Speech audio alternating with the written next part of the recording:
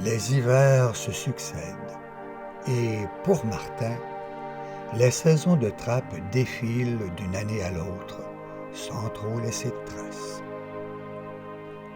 La série Tissonagan en est déjà à sa 4e saison et ses émissions sont visionnées partout dans les Amériques ainsi qu'en Europe, en Afrique du Nord et même jusqu'en Asie. Chaque année, Martin accueille chez lui quelques-uns parmi ces milliers d'adeptes qui proviennent des 4 horizons, certains venant d'aussi loin que du Japon. Laissez-nous vous présenter Slavomir.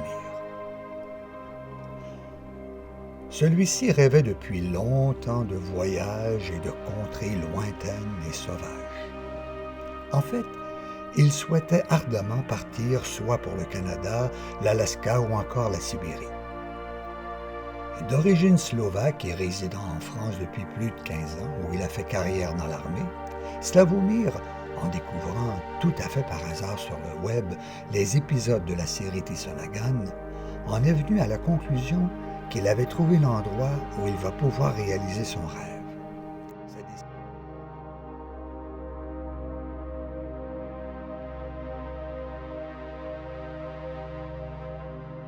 Je m'appelle Šmajda ou Smažda Slavomir.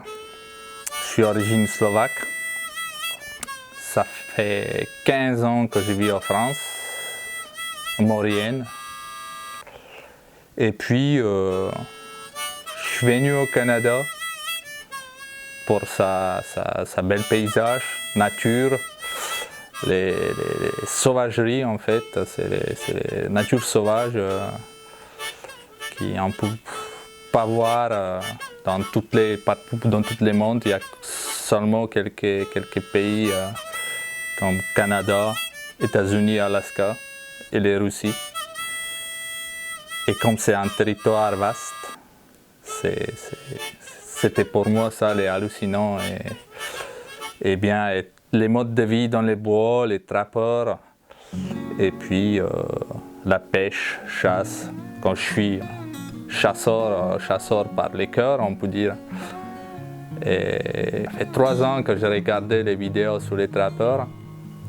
Et là, j'ai vu les Tissonagan avec les martins, les trappeurs et tout ça. J'ai dit tiens, cool. Quand je suis arrivé à Québec, j'ai commencé à chercher tout ce qui est législation sur les trappages, pêche, chasse.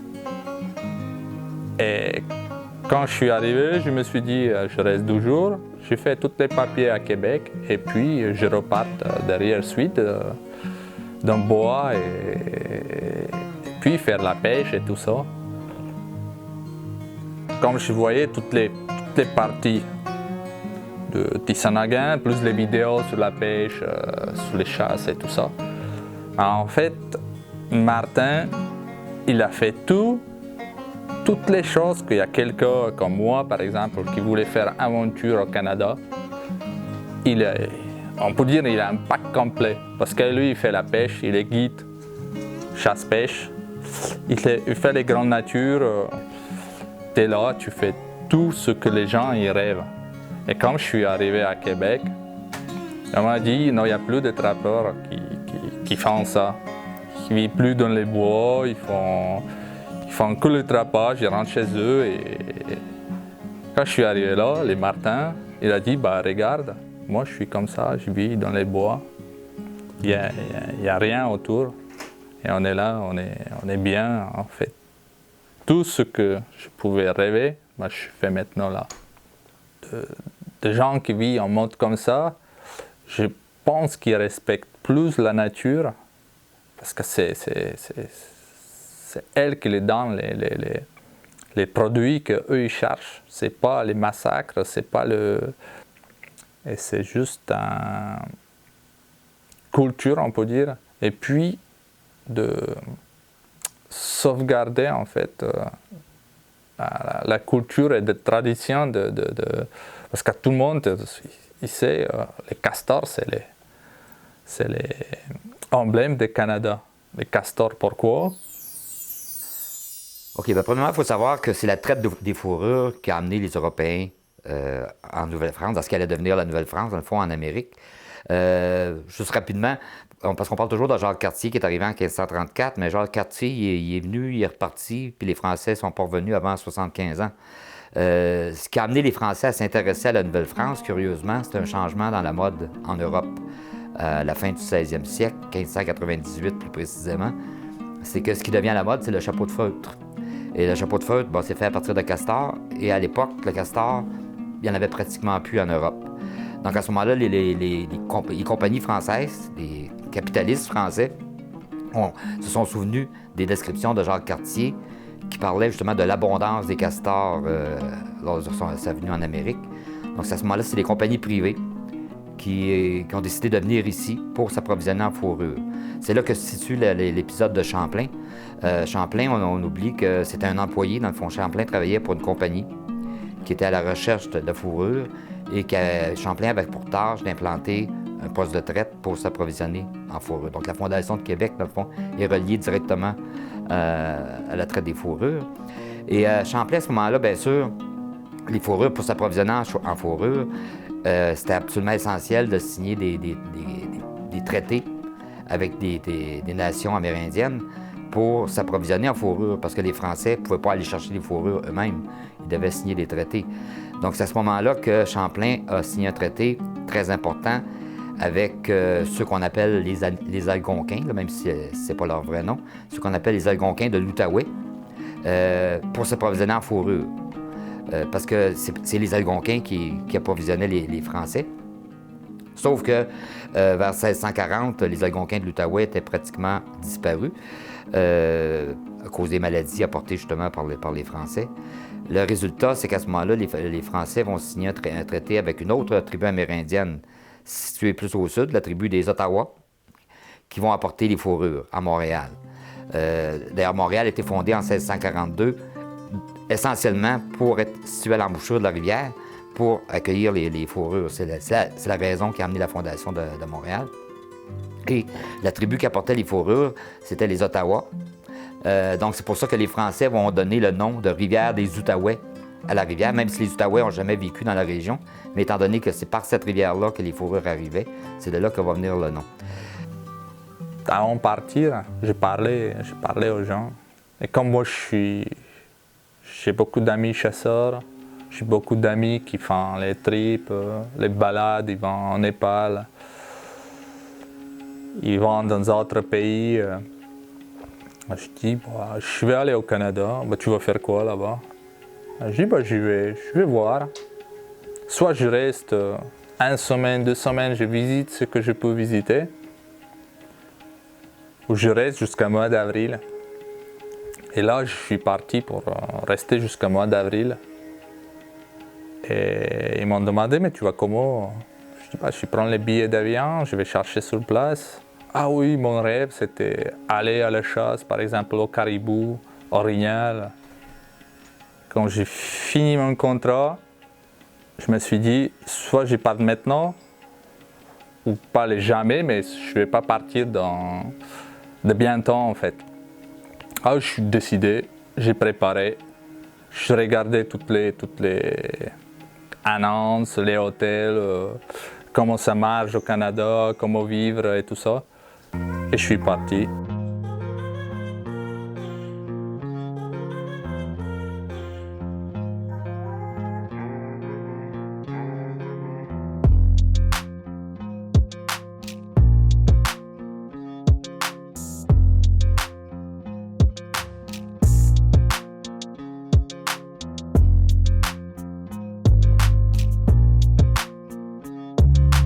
Un voyage commence toujours par un premier pas.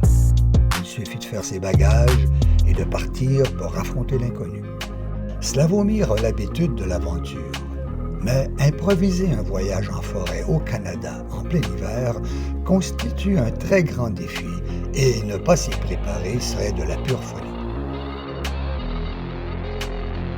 J'ai atterri à Montréal. De Montréal, je suis parti à la ville de Québec. Et puis, je commençais mon aventure là-bas. En fait, j'ai commencé à contacter comme association de trappeurs. Je suis allé là-bas me renseigner. Eux m'ont dit, voilà, on ne peut rien y faire pour toi. Et puis, je tombais sur les pouvoiries de Lac d'Indienne. Je dis, tiens, celui-là, je connais, c'est Martin le trappeur, que je connaissais par avant de épisodes de Tissanogin, de ses vidéos de pêche et de chasse. Et là, ça a commencé, soi-disant, ma aventure. Je communiquais avec Martin, je lui avais expliqué qu'est-ce que moi, je voulais faire ici au Canada. Il a dit, bah tiens, toi, tu penses que tu arrives avec ton pack-sac d'Europe, tu fais un cabane dans les bois. Il m'a dit, non, tu ne peux pas faire ci. C'est les terrains privés, il n'y a personne qui t'autorise de construire un cabane dans son bois. C'est impossible. Mais si tu veux, je te prends avec moi, je vais te montrer. Et si tu veux continuer, parce qu'il m'a dit c'est pas facile, il fait froid, il y a de neige, c'est pas. En fait, on est coupé de monde. Là, ça a commencé ma aventure avec Martin. Je suis arrivé à Ottawa, il est venu me chercher, et puis on a commencé à faire des aventures. Il m'a montré de son terrain, son terrain de trap, les trapline. Et je le raccompagne dans sa aventure en fait sur sa trapline. Et là j'apprends des choses, que Martin c'est un guide pêche-chasse et trappeur. Alors il y en a tout ce que moi je voulais faire en une personne. Et, on peut dire il y a 3 ans à 1.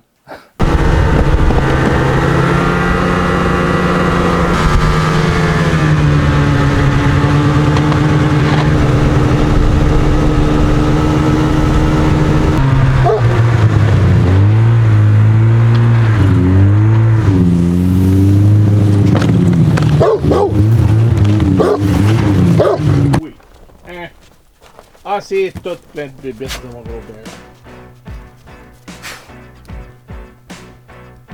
Il affectionne particulièrement les canidés.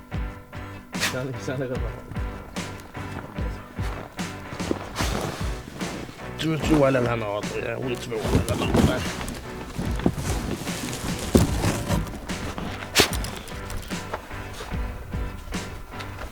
Salut, ça va?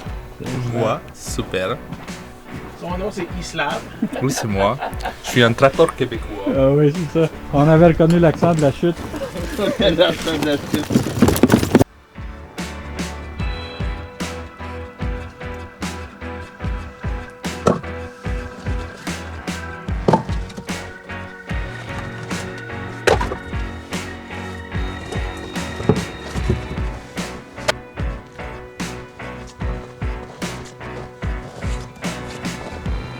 Ici, là, on est dans mon petit coin personnel, là, mon petit coin d'histoire, mon petit coin de passion.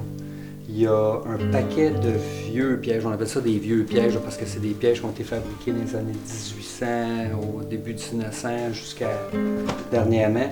Et c'est toutes des petites brides de notre histoire qui sont intéressantes, puis qui évidemment sont connexes à mon travail de vendeur d'articles de piégeage. Puis c'est par le biais de mon travail que j'ai rencontré des gens, que j'ai vu beaucoup de ces pièges-là qui passaient ici au Québec, qui avaient servi, qui avaient été des témoins importants de notre histoire du piégeage, puis qui étaient vendus directement aux États-Unis là, par le biais des pickers là, qu'on appelle là, pour des antiquaires. Souvent, les gens ne sont pas renseignés sur la valeur que ça a, puis ils vendent ça pour presque rien aux antiquaires qui, eux autres, se dépêchent d'aller vendre ça aux États-Unis. Fait que ça me rendait triste un peu parce que c'est nous autres, ça. Il y en a plusieurs là-dedans qui ont été faites ici au Québec, ou au Canada, ou dans le nord-est des États-Unis. Puis je voulais essayer de garder un petit peu de ça là, chez nous au Québec pour pouvoir le transmettre dans le futur pour que les gens puissent savoir ce qui s'est passé. Ce qui est intéressant avec les pièges comme ça, si vous regardez sur chacun de ces pièges-là a une marque. Il a été fabriqué par une compagnie, il y a un modèle, il y a une période qui ont fabriqué ces pièges-là, puis qui les ont identifiés de telle façon. Donc, on peut savoir que, exemple, ce piège-là a été fabriqué entre 1875 et 1895 dans la ville de Oneida, New York, exemple. Puis, on est capable de tout retracer l'histoire. J'en ai d'autres ici à ma droite, comme celui-là, qui ont été fabriqués ici au Québec. C'est la famille, il y a une famille qui ont fabriqué ces pièges-là à différents endroits, puis on est capable de suivre ça. Fait que c'est ça qui est intéressant. On a plein de petits pièges en haut là, qui ont l'air de de n'importe quel autre piège, mais dans le fond qui ne le sont pas. Quand on s'y intéresse, qu'on lit l'histoire, qu'on fait des recherches, on trouve plein de choses intéressantes par rapport à ces pièges-là. Fait que ce que j'essaie de faire, c'est d'en avoir un de chaque. De ces pièges-là pour pouvoir les garder et puis pour pouvoir que ça reste ici au Québec. Quand j'ai des doubles, ça arrive que j'en ai des mêmes, là, des qui se ressemblent, bien là, je vais essayer de soit les échanger avec d'autres personnes que je connais qui ont des pièges comme ça puis qui peuvent, de leur côté, faire la même chose avec moi. Fait que c'est un petit peu ça là, qui est l'histoire des vieux pièges, là, pourquoi on a ça ici. Comme vous pouvez voir, ces pièges-là, ça peut paraître très cruel, puis ils l'étaient là, sans aucun doute, mais il faut comprendre le contexte de l'époque. Dans ce temps-là, les gens, c'était pas pour un sport, c'était pas un plaisir là, de faire le piégeage, c'était vraiment leur métier, une façon de vivre. C'était même souvent, c'était un... C'est ce qui faisait qu'ils pouvaient faire vivre leur famille, puis dans des périodes qui ont été très difficiles. Fait que pour eux autres, là, l'éthique puis le bien-être animal, dans ce temps-là, là, personne ne parlait de ça. Mais aujourd'hui, évidemment, on ne trappe plus avec ça. Là, ça fait déjà longtemps qu'on a des pièges humanitaires, etc. Mais on garde quand même, c'est un pan de notre histoire qu'il faut pas renier, puis qui fait partie de nous autres, puis que c'est avec ça qu'on est capable de montrer l'évolution de nos engins de capture d'animaux. Puis heureusement qu'on a bien amélioré, puis que les choses ont changé.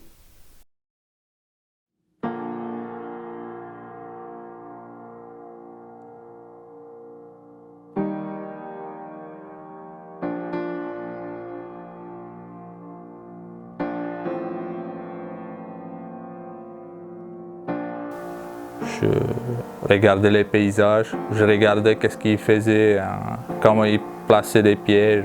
Chaque fois, il m'a expliqué pourquoi, qu'est-ce qu'il ne faut pas faire. Et ça, c'est des expériences, même si on passe une formation, ça c'est des choses qu'on apprend avec quelqu'un qui fait ça depuis qu'il est né, on peut dire. Que Martin, il commençait à trapper à son petit âge, il avait 8 ou 9 ans. Alors, il m'a tout expliqué, je n'ai pas tout retenu parce que il y avait beaucoup d'informations d'un coup. Mais chaque fois qu'on a passé, quand il faisait un geste, chaque fois il me disait « Je fais ça parce que c'est comme ça. Attention, il ne faut pas abîmer l'entourage. Attention, il ne faut pas faire parce que les animaux, si ils voient quand on pose la piège, c'est pas n'importe où qu'on pose. En fait, chaque geste qu'il faisait, chaque fois il m'a redit pourquoi il a fait ça. Quand par exemple on a pris un renard dans une boîte à Pékin, qu'il était 6 pieds, 1,50 m de sol sur un arbre. Alors il m'a dit, voilà, tu vois, ça, tu as dit à quelqu'un, ils ne vont pas croire. Un renard, ça ne met pas la tête dans les boîtes, ça ne monte pas dans les arbres. Ben oui, celui-là, c'était un renard qui montait dans les arbres, il s'est pris dans la boîte à Pékin. Et puis, qu'est-ce qu'on a ici? C'est la paix. À chaque fois, quand je sors de chalet, je regarde le lac en face. Certaines fois, je vois les bons couchers de soleil ou bons levers de soleil. Et puis... Il y a question de sécher un peu. On va prendre de la neige. tu le frottes. La neige va tout absorber l'eau qui est dans le poêle. Tu vois, il va ressortir, le poêle va être plus fluffé. Comme ça. Frotte avec de nouvelle neige. Malgré que la neige est un peu trempée aujourd'hui, là. Regarde, ça paraît déjà, là. Frotte, mettre de nouvelle neige. Tu peux faire la bédaine aussi. Ça, l'hiver, c'est bien important quand il fait bien fret pour qu'il gèle le moins possible. Là. Il vient fluffer, pour moi quand j'arrive dans le chat. Perfect, on peut le mettre dans le barlot. Là, ici, là, les loups vont venir parce que le castor, là, on a mis bien l'odeur à terre. Là. Garanti dans une semaine, 4-5 jours, mais je viens de checker le piège, là, il y a des traces de loup à grandeur. À cause de l'odeur sur... À cause de l'odeur. Parce que là, tu le frottes, là, puis ses glandes, ils coulent un petit peu, là, veut pas. Là. Le muscle anal, là, il relâche du jus. Puis en plus, il y a le trou là-bas. Fait que c'est sûr que Monsieur le loup, ouais, dans le carriole. Monsieur le loup va venir faire son tour. Fait que...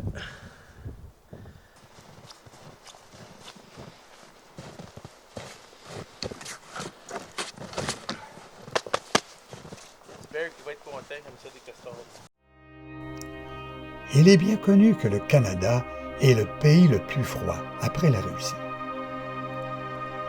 L'intensité du froid extrême est remarquable, mais c'est surtout sa durée qui comporte le plus grand des défis. Par conséquent, il faut être prêt pour y séjourner. Dans la plupart des régions du pays, l'hiver frappe tôt, dès le mois d'octobre, soit autour de la fête d'Halloween, et il ne se termine qu'après Pâques, bien souvent en avril. Il est fréquent d'être forcé de rester chez soi lors de fortes tempêtes de neige ou de tempêtes de verglas qui paralysent toute activité. Selon les données météorologiques de la sonde spatiale Curiosity de la NASA, sur une distance de plus de 600 km, tout le territoire entre la ville de Regina, située dans la province de la Saskatchewan, et la ville de Rouen, située dans la province du Québec, à l'hiver 2014, le matin, on dénotait que la température était plus froide que sur la planète Mars. Un froid à vous transpercer les os. Mais ce froid brutal n'était rien en comparaison avec certains endroits du Québec comme à Fermont sur la Côte-Nord ou à Normandin dans la région du Saguenay, où le facteur éolien faisait chuter la température à un niveau insupportable de moins 56 degrés Celsius. Sous ces conditions, la peau exposée au grand froid gèle en moins de 2 minutes.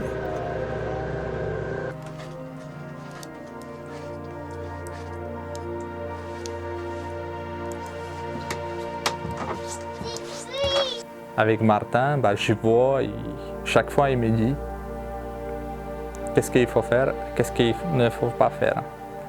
Et comme j'ai vécu en ville, quand chaque fois je ressors cet exemple, je dis toutes les poulets, les bœufs qui se font tuer, c'est des animaux aussi.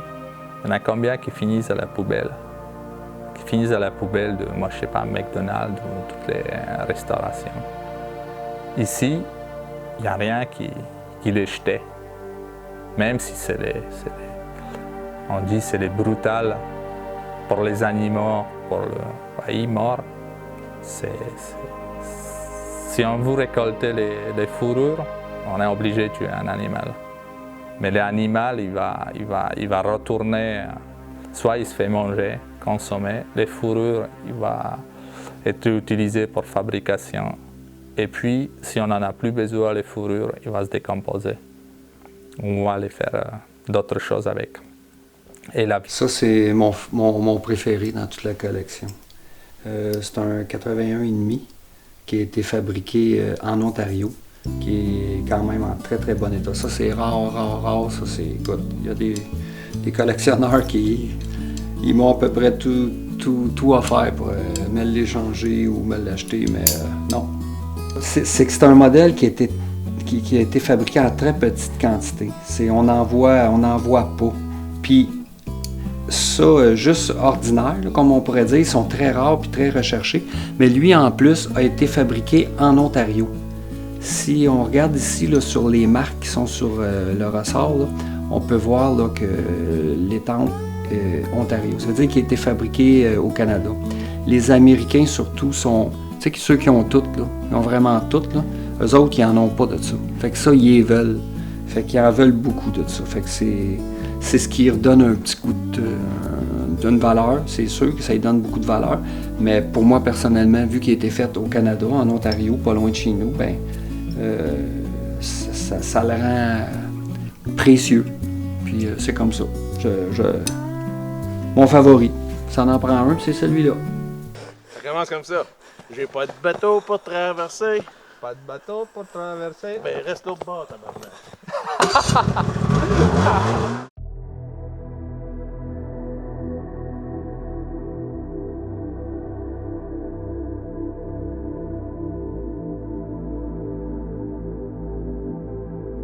Mais on le sait bien.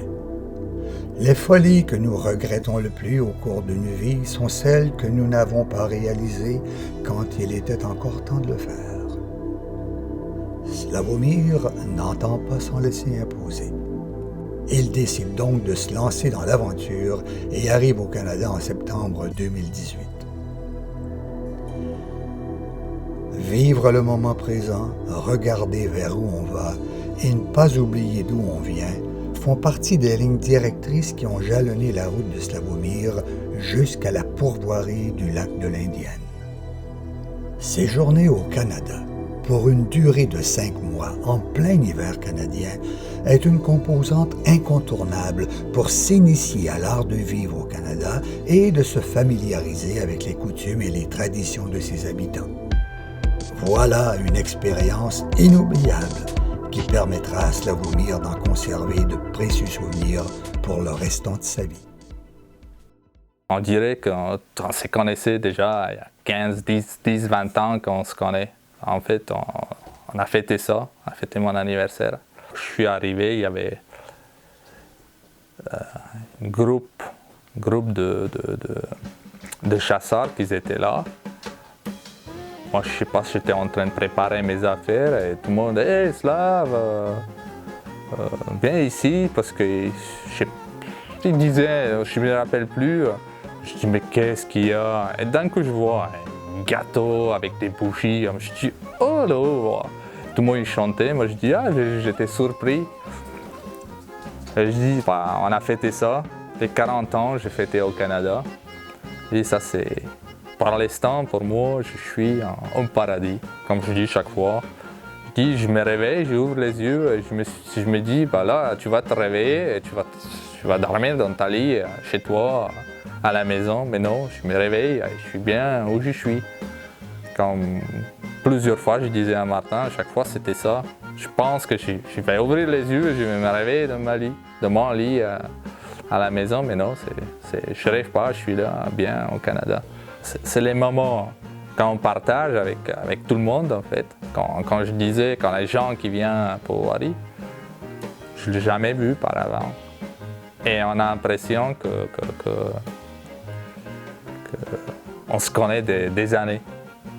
Puis, en niveau d'activité sportive ou les pêches-chasse, je pense qu'il y a un grand potentiel pour les Européens. Parce que c'est quelque chose de nouveau. On ne le connaît pas. On peut dire safari en Afrique ou trip au Canada. Moi, auparavant, je n'ai jamais eu. J'ai vu ça que dans les documentaires. Et encore, en vrai, c'est encore plus beau, qu'on peut dire.